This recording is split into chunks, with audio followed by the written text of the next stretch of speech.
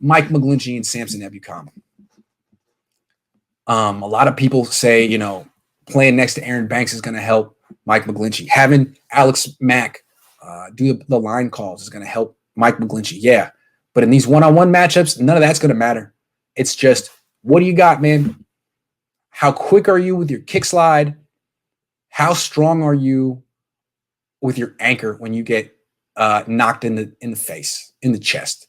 Last year, he's always been slightly mechanical, laborious, slow in pass protection with his kick slide, which is why he plays right tackle to begin with, which is why when the Niners have had openings on the left side, they've said, no, we're not going to move Mike McGlinchey over there. He's not a left tackle. He doesn't have that kind of quickness. He can get beat by speed. Now, there's speed rusher on the right side too, but that's just his weakness. He's like an old school run blocking specialist right tackle from 1997. That's Mike McGlinchey. Okay, so you're not that quick, but you're powerful, right? Well, he used to be. Last season, he was 285 pounds, so he didn't have speed. He didn't have power. He got beat every way. If you want to run around Mike McGlinchey, you could do that. If you want to run through Mike McGlinchey, you could do that. So here's the thing. He's going up against Samson Ebukam.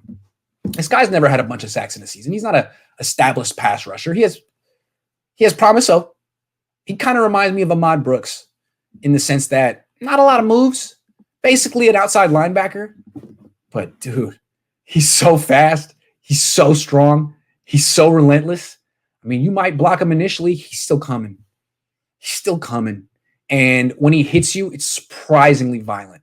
When he gets his arms on you, he's surprisingly strong. When he runs around you, he's surprisingly quick for a 6'3", 250-pound man. McGlinchey should have 5 pounds and at least 5 inches and at least 50 pounds on Samson Ebukam. He should have the advantage here. Ebukam is not a polished, refined pass rusher. He's just an athlete and a very good one. What you got, Mike? What you got, Mike? If you can't hold your own one-on-one against Ebukam, it's going to be a really long year because he wasn't even like a starting edge rusher for the Rams. When it was time to go 3rd and 5, they'd take him off the field and go with other guys. The Niners, they could do that too. If D Ford is healthy, forget Samson Ebukam.